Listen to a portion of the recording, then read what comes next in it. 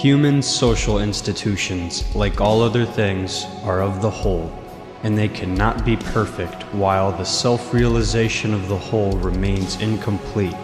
As men and all other things made by men, they can only serve the one purpose imperfectly. While men lack consciousness, their society reflects their blindness and their groping. Its service fails. It even may become an instrument of retrogression, contravening the Creator's purpose. But when men are awakened, their society should reflect their consciousness and their true reason. It should become an instrument of progress. It should manifest in its structure and in its institutions the urge toward the one purpose. How then should men who have been awakened constitute their society so that it may best serve the Creator's purpose? How should they govern their community, which is the cosmotheist community? What should be the forms and functions of their institutions? We know that men who are members of the community must keep their stock pure, increase their number, and make every place where they dwell secure for these purposes. They must strive for knowledge, consciousness, discipline, and service. They must judge themselves by their qualities and order themselves accordingly. And they must elevate the value of their stock from generation to generation. These four concerns of men, survival, striving, order, and progress, are the proper determinants of human social institutions. Accordingly, society has four proper functions: defense of the community and of the stock in which it is based, guidance of the striving of the community's members, organization of the community for the maintenance of order and the effective pursuit of its purpose, and elevation of the value of the community's stock. The community defends itself and the stock in which it is based by providing collective means for countering the many dangers with which the individual man alone cannot contend. The community must protect the purity and healthfulness of the air men breathe and the water they drink. It must concern itself with the quality of the food they eat. It must be aware of every threat to the physical health and the fitness of men, and it must have the means to prevent any man from poisoning the common air, water, or land, whether from greed, malice, negligence, or ignorance. The community must also have the means to promote those factors in the lives of those which lead to sounder, stronger, and more beautiful bodies. To build health is to defend against illness, vigilance against famine and disease, the conservation of common resources upon which the survival or welfare of the community and its stock depends, and armed protection of the community against those who would harm it are necessary elements of society's defensive function. Likewise are those elements concerned with defense against the corruption of man's spirits necessary, for survival depends not on the physical aspects of men's lives alone. Just as the defense of the physical health and welfare of the community is a proper social function, so is the defense of its spiritual health and welfare. Thus it is proper that the community use all needed means to exclude the purveyors of doctrines which would have men act against the Creator's purpose, and that it oppose diligently all influences which corrupt men's spirits and turn them from the path of life. If a man teaches others that the mixing of the stocks is permissible, or that all men are of equal value, or that human life has no purpose, then the community shall make him an outlaw and drive him out. And whether a man teaches falsehood or not, if his behavior or his manner of life is such as to lead others astray or to weaken the order of the community, then he may not remain in the community, for it is a proper function of society to safeguard in the community against indiscipline as much as against falsehood. The community guides its members in their striving for knowledge, consciousness, discipline, and service by providing a social framework and social institutions within which each striver learns and grows and is shaped into an effective agent of the Creator's purpose. These support and direct him. They give him both necessity and means. Men's knowledge comes not from their individual endeavors alone, but from the collective striving of the race over the endless course of generations. The community must preserve the knowledge gained in each generation and make it the basis for further gain in the next generation. It must impart to the members of the community knowledge gained by past generations. It must facilitate the gain of new knowledge to be bequeathed to future generations. The community must provide a framework which encourages and rewards scholarship, and it must provide the institutions, the libraries, the schools, and the laboratories, within which scholars can seek knowledge effectively. The community must concern itself with the imparting of knowledge outside of its schools as well as inside. The community's customs and practices, its celebrations and festivals, its songs and rituals, all the work and the play of its members should impart knowledge of identity, of mission, and of means. Above all else, the community must give direction to the gain of knowledge, for it is not mere knowledge itself for which the members of the community strive. It is knowledge which leads to understanding, knowledge which complements consciousness, knowledge which abets service of the one purpose.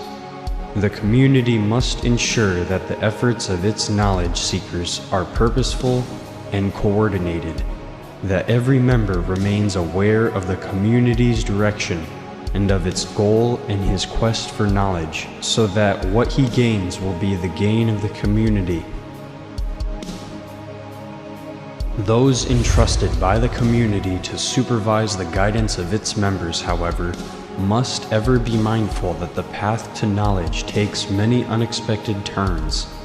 The course of wisdom, therefore, is to avoid narrowness and to be ever ready to accept new ways to the goal, if they were better ways.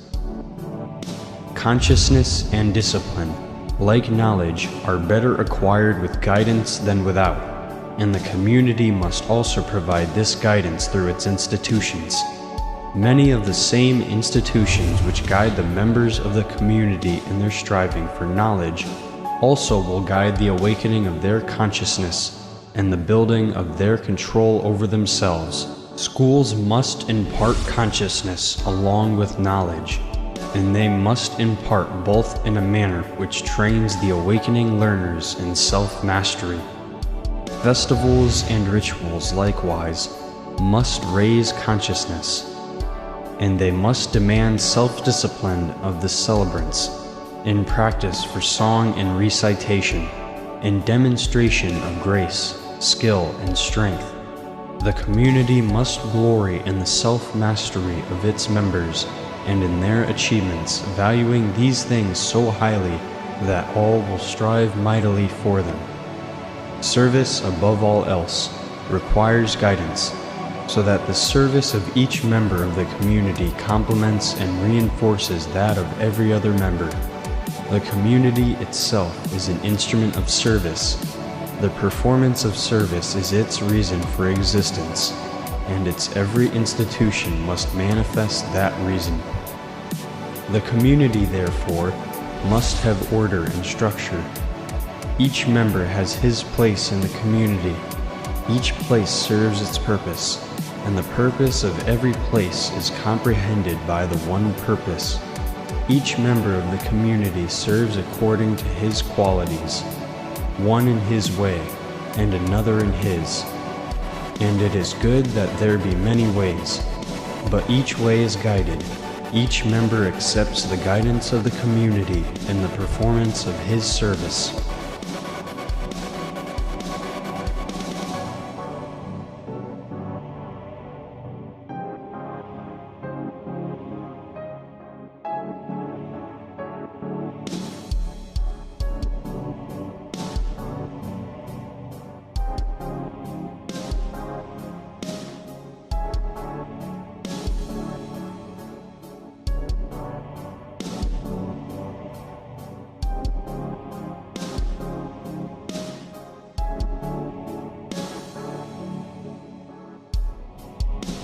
The community is not merely the sum of its members, its institutions, and its material assets.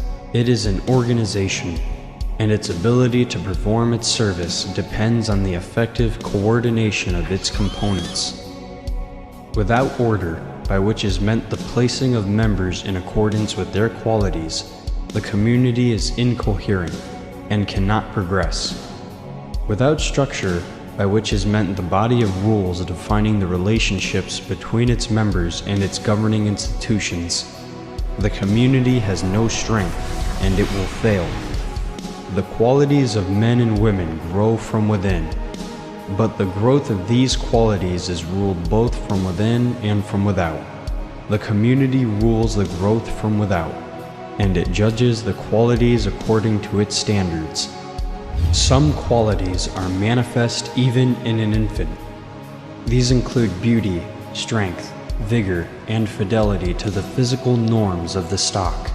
Other qualities, intelligence and disposition, show themselves in the growing child, and some become visible only in full maturity, when the mind and character of the man or woman have developed for many years and have been proved in attainments and in service. The community must judge all of these qualities throughout the life of each member, and it must act on its judgment in such a way that the order in the community best serves the Creator's purpose. It must judge the infant and decide whether or not his future lies in the community. It must judge the child and train him according to his ability, and it must judge the adult so that he is fitted to the task and to his station.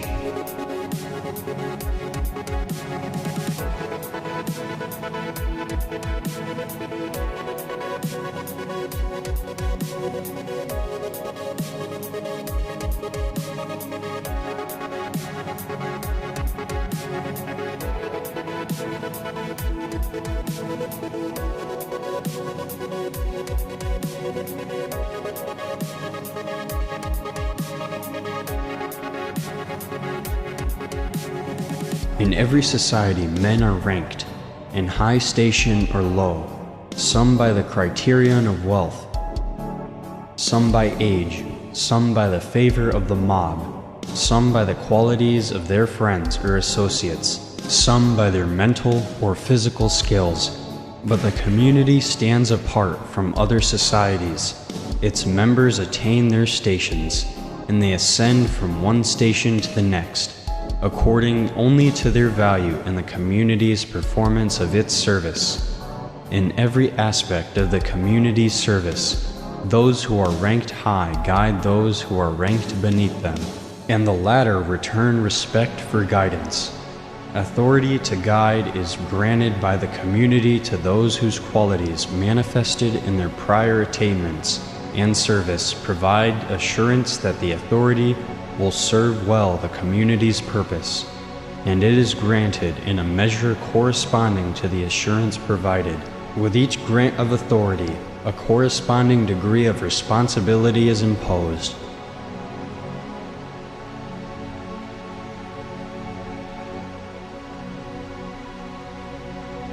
And these are the four essential institutions of the community: the family, the academy, the corps of guardians, and the hierarchy.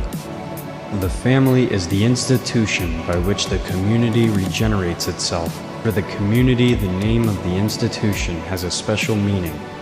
Others may call a man and a woman living together who are beyond the childbearing age of family, or they may use the name to designate an extended group, including grandparents and other related persons. But by family, we mean a man and a woman united by the community specifically for the purpose of engendering and nurturing children, and the children so engendered until they attain adulthood. Over each family so defined, the community exerts its authority. It judges the children of each family. It limits their number when that serves the community's purpose, and it sets the pattern for nurturing them. The community does these things in order to ensure that the value of its stock will increase from generation to generation. and it charges each man and each woman who are united in a family to keep his purpose ever in mind and to govern themselves accordingly.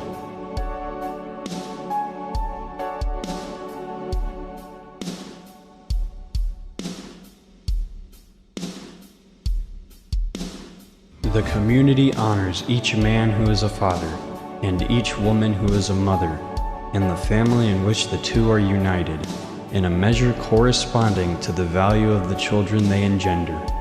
And this value is measured both by the qualities inherent in the children at their birth, and by the development and strengthening of their qualities through proper nurture. The Academy is the institution by which the community educates its members throughout their lives. In the Academy, the children of the community receive a uniform grounding in language, history, music, and the other elements of their cultural heritage. They are made conscious of the spiritual basis of their existence and of the cosmotheist truth, and they begin the lifelong process of building will and character through discipline. In the Academy, the youth of the community receive the training necessary to prepare them for their work in the community in accord with their qualities. And in the Academy, those adult members of the community who serve it as scholars carry on their work. The Corps of Guardians is the institution by which the community defends itself against its enemies, both within and without, against those who would harm any of the things upon which the life of the community depends, both its physical life and its spiritual life. The men of the community who are chosen to become guardians shall be trained and proven. They shall come only from among those ordained to a life of service to the one purpose, and they shall be only of the best of those, of the most disciplined, the most conscious, and the most capable. They shall be the strong right arm of the community, a sworn brotherhood of sentinels ever vigilant against the enemies of the community. The hierarchy is the institution by which the community orders itself, rules itself, and holds itself to its proper course along the path of life.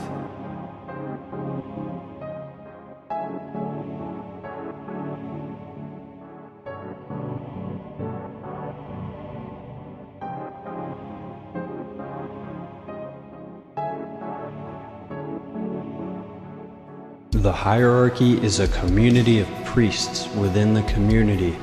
In structure, it is a series of steps leading upward.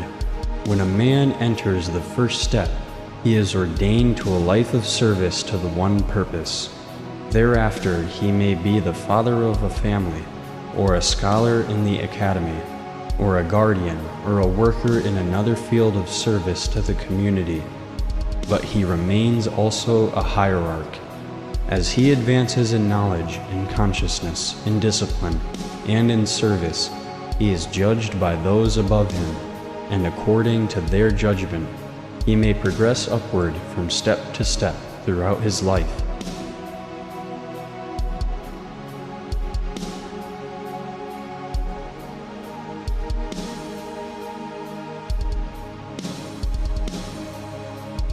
The hierarchy guides and judges. It shapes structures and makes or changes rules when those things are needed. Otherwise, it preserves what it has made. It looks to the future, foresees the needs of the community, and strives to fulfill those needs. Above all else, it keeps the community moving ever upward toward new knowledge, higher levels of consciousness, greater strength and discipline, more effective service of the Creator's purpose.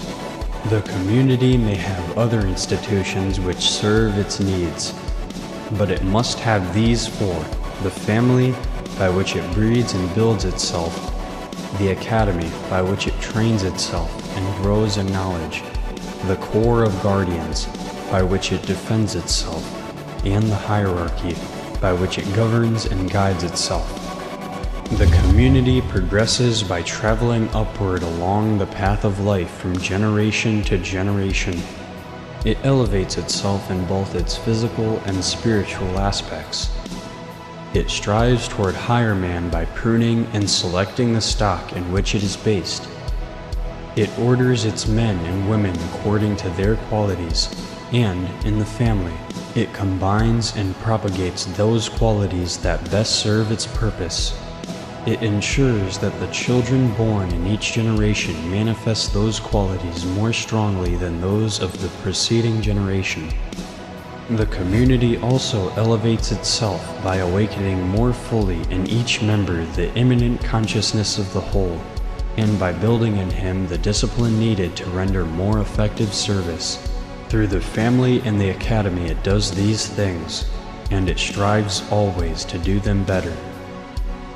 And the community elevates itself by refining and strengthening all of its institutions, by striving always to make them more nearly perfect, to make the family an institution able to engender children of higher quality, and to nurture and train them more suitably in their earliest years, to make the academy a more effective institution for raising these children to conscious, disciplined, and knowledgeable adulthood, to make the Corps of Guardians a stronger and more vigilant institution for safeguarding the physical and spiritual welfare of the community, and to make the hierarchy wiser, truer, and more effective in its guidance of the community with each passing year. Thus the structure of the community, the form of its institutions and the rules which govern them, evolve, just as does the stock in which the community is based. But they do not evolve blindly. They are guided with an ever-growing self-consciousness, with an ever-sure sense of direction along the path of life, with an ever brighter and clearer vision of Godhood, which is the destiny of the stock whose members follow the path.